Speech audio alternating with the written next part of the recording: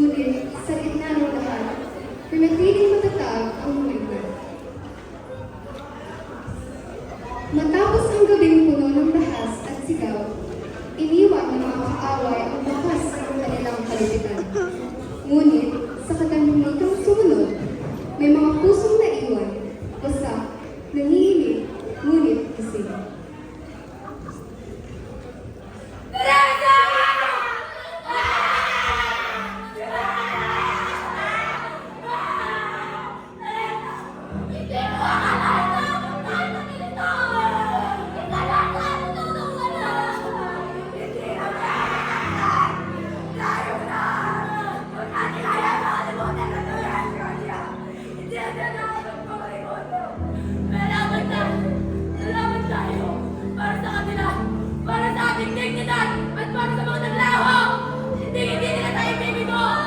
Hindi tayo mabahal na manahimik!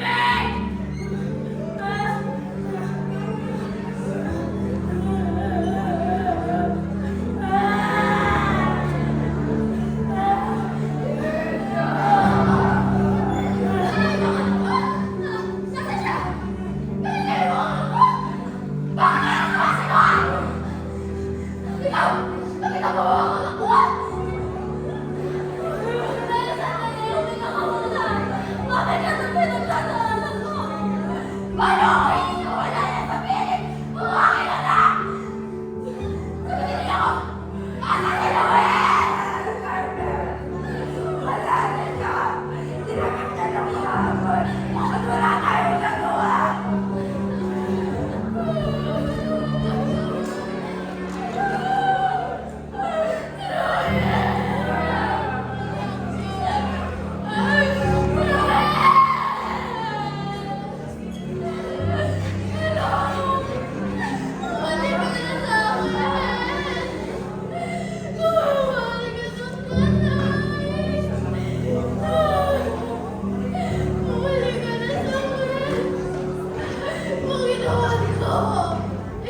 Hindi ko kaya!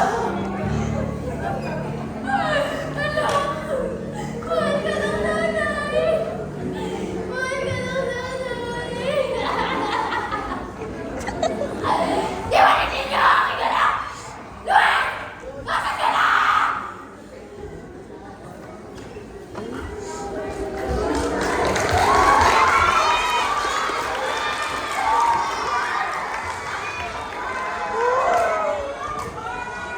Sa pagkawalan ng isa, mas tumibay ang panatag ng mga kaibigan.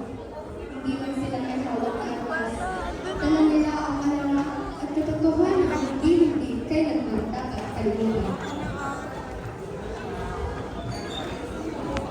Dumating ang gabi kasing dilim ng hinaharap.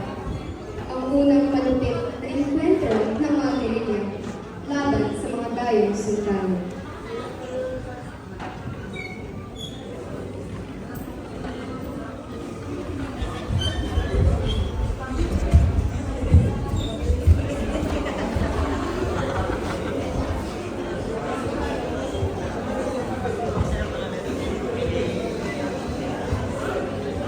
Aurelio, kapalapit na sila.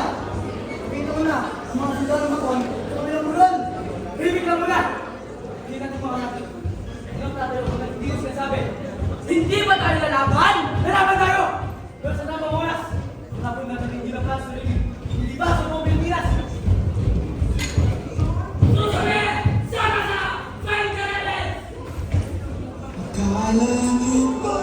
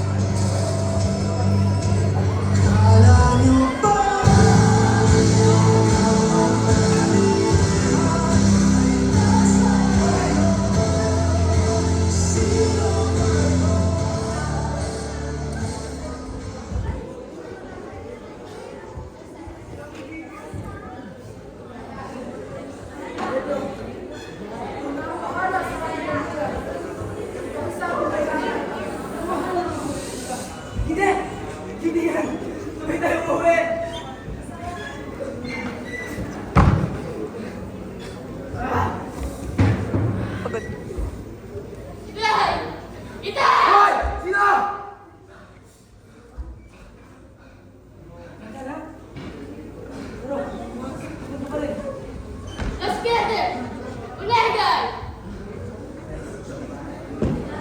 Hindi dapat gawin. Hindi dapat gawin. Mga dito. Arigato. Arigato.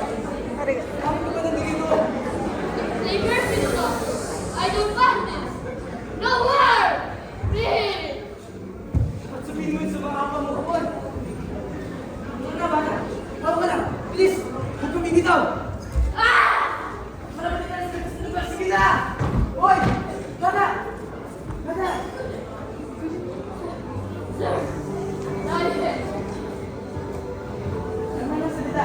Sumunod mo lang ako. Huwag mong buhay sa akin ko! Ah! No! Arigato. Dahil po ang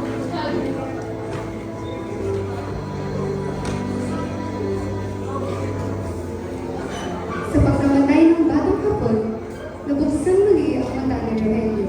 Hindi lamang sila ang nasasaktan sa gera, pati ang mga walang kamalay-malay. Bata! Sana susunod mo eh. Yan ang gira.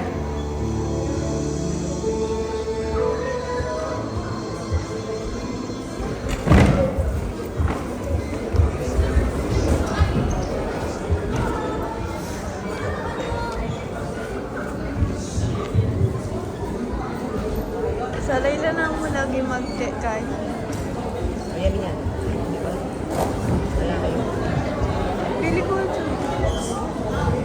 Sa kabila ng kabuluhan, ang mga inanong bayan ay nagtipon, nagpapalakas ng loob, nagdarasal at nag-aalab ang pag-asang makita ang kanilang mga anak sa buhay.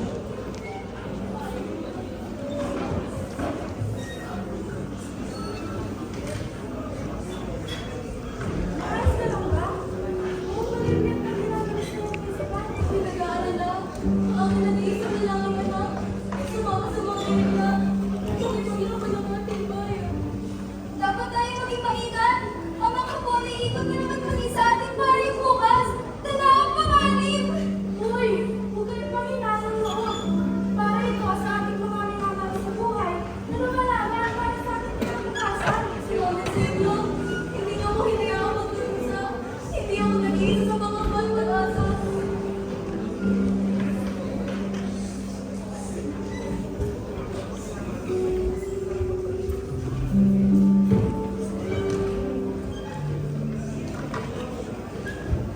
Sa gitna nila, si Aling Marta ang pinakamatatag. Ngunit sa kanyang dibdib, unti-unting lumalalim ang pangamba.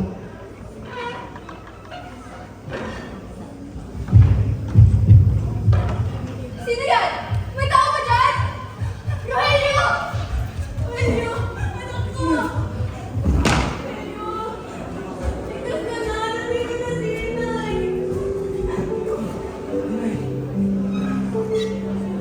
Inay! Natalo kami. Wala kaming laban. Isarap, mamusak sa lahat ko. Hindi ko pa naman sa kanila. Ito, ako hindi mo ba? Inay sa kutuhan. Hindi sa kanila wala akong niligtas. Rogelio! Tingnan mo ako! Hindi ka tuwag! Lumaban ka! Yan ang hindi kaya ng lahat! At ang pagbalik ko dito, hindi dahil sa takot! Kasi dahil sa pag-asa, hindi ko kaya mawala ka! Tulungan mo ako.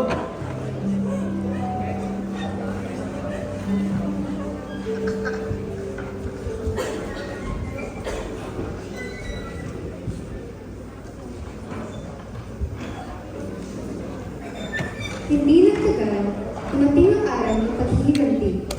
Ang mga hapon, galit at mabagsik, ay pumasok sa baryo upang hanapin ang gerilyang nakatakas.